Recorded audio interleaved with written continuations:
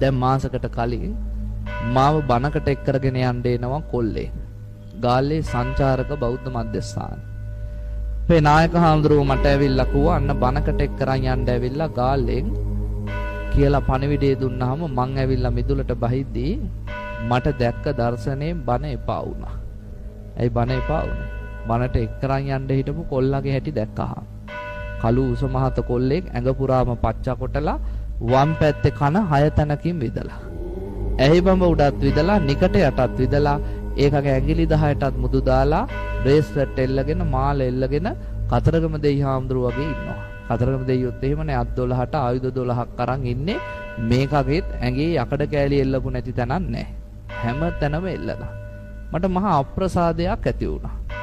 අප්‍රසාදයටත් වඩා බය හිතුණා. මොකද පහුගිය දවස්වල ඔයත් දකින්න ඇති අකුණු ගහ වහිනවා. නිකන් හරි හෙනයක් එහෙම ගැහුවොත් මේ යකත් එක්ක වාහනේ යද්දි අර යකඩ ගොඩට මටත් එක්ක හෙන ගහනවා. ඒ නිසා මම බයයි අප්පිරියාවයි දෙකම නිසා කොහොමත් පරිස්සමට වාහනේට නැගලා වචනයක්වත් කතා කළේ නැහැ. මට ඒ තරම් අප්‍රසාදයක්. මගේ ජංගම දුරකථනෙත් අරගෙන මම ගාල්ලට යනකම් ඔබ ගියා. අඩුම ගානේ නමවත් ඇහුවේ නැහැ අප්‍රසාදේ නිසා.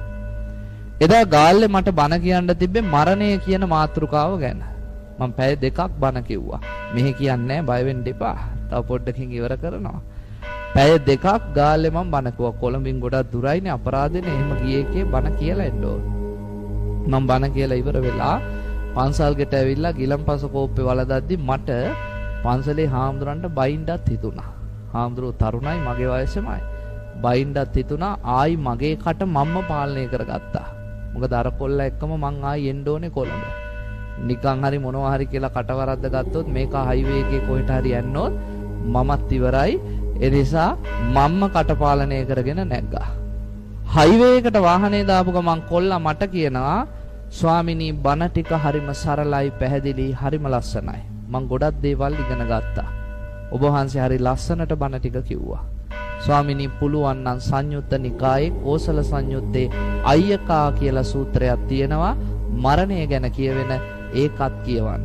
මං හිත ඇතුලෙන් කල්පනා කළා මේක කොහොමද අය්‍යකා සූත්‍රය දන්නේ කියලා. ඒත් මං සද්දයක් නැහැ.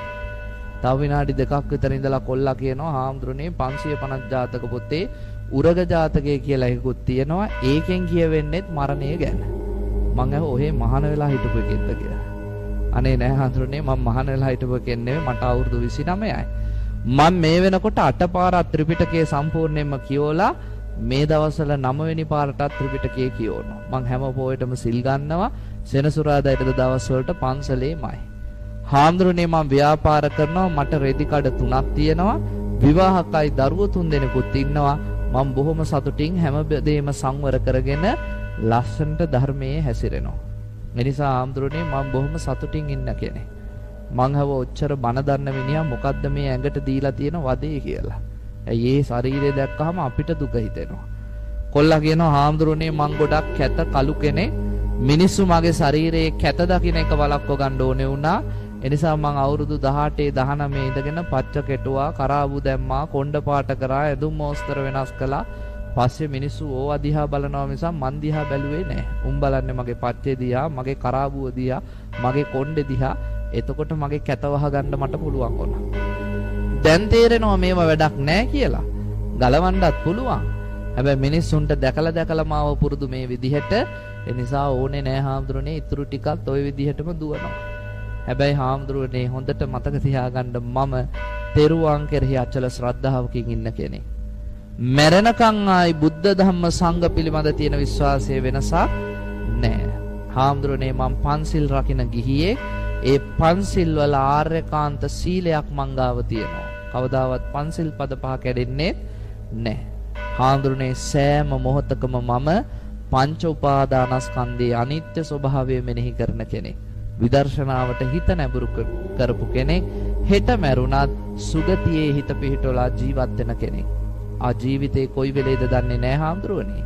හැබැයි මං හෙට මැරුණත් සුගතියේ තමයි. නිවනට බොහොම ආසන්න ලස්සන මනුෂ්‍ය ජීවිතයක් ගෙවන මිනිහෙක් කියලා මට සන්තෝෂ වෙන්න පුළුවන් හාමුදුරනේ කියලා කිව්වා. මං කොල්ලගේ පිටට තට්ටු කරලා කිව්වා සහෝදරයා ඔයා මට බුදුහාමුදුරන්ගේ බණපදයක් ප්‍රායෝගිකව මේ වාහනේදී ගැන්නුවා කියලා. කොල්ල ඇහුවා මොකද්ද කියලා. මම කිව්වා බුදුහාමුදුරුවෝ අපිට කියලා තියෙනවා නවන්න රූපේන නරෝ සුජානෝ. කවදාවත් මිනිහෙක්ව හැමේ පාටින් මූණේ පෙනුමෙන් මයින්ඩ් යන්න එපා කියලා. මං කෝ ඔයාවත් මං තේරුම් ගත්තේ වැරදි විදිහට. මම මේ වාහනේට නැග්ගෙත් අප්‍රසාදයෙන්. ඔයාට තේරෙන්නත් නැතුව ඇති මං ඔයා එක්ක වචනයක්වත් කතා කළේ නැහැ. හැබැයි බලන් ගියාම ඔයා ධර්ම භාණ්ඩාගාරයක් වගේ වටිනා මිනිහෙක් කියලා මං කිව්වා. කොල්ල මාව මහ පන්සලට ගෙනල්ලා මගේ කකුල් දෙක අල්ලලා වැඳලා පිරිකර ටිකක් මේසෙ උඩින් තියලා මගෙන් අහනවා රහසක් තියනවා කියන්නද කියලා.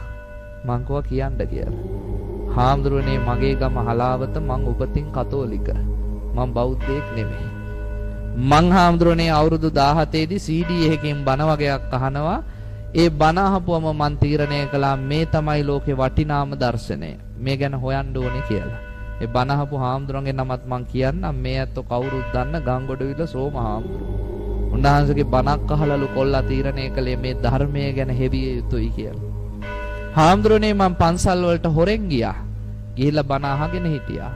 හාමුදුරනේ මේ හාමුදුරුවෝ කියන එක අර හාමුදුරුවෝ වැරදි කියනවා. ඒ හාමුදුරුවෝ කියන එක මේ හාමුදුරුවෝ වැරදි කියනවා. මොකද්ද ඇත්ත නැත්ත කියලා තේරුම් ගන්න බැරි තැන මම නාවුයනේ ආරණ්‍ය සේනාසනයට ගිහිල්ලා එහෙ ස්වාමීන් වහන්සේ නමකගෙන් ඇහුවා. උන්වහන්සේ මට කිව්වා පුතේ ත්‍රිපිටකය කියවන්න. එතකොට සැබෑ ධර්මය හම්බ වෙයි කියලා. හාමුදුරනේ පළවෙනි පාර ත්‍රිපිටකය කියවද්දිම මට බුදුහාමුදුරුවෝ කියන්නේ කවුද කියලා තේරුණා. එදා ඉඳන් ඇතිවෙච්ච ආසාව නිසා හාමුදුරනේ මං 8 පාරක් ත්‍රිපිටකය කියවලා 9 වෙනි පාරටත් කියවනවා. දැන් මම බොහෝම ජීවිතය සූදානම් කරගත්ත තැනක ලස්සන ජීවිතයක් ගත කරනවා. බලන්නකො වටිනාකම. බිස්නස් උත් කරගෙන කසාද ජීවිතේත් ලස්සනට ගෙනහිල්ලා ළමයි 3 දෙනෙකුත් හදාගෙන මේ මීගමුව හලාවත පැත්තේ රෙදි කඩ 3කුත් කරගෙන බොහොම ලස්සනට ජීවිතෙත් ගොඩනගාගෙන සතුටින් ජීවත් වෙන මිනිස්සෙක්.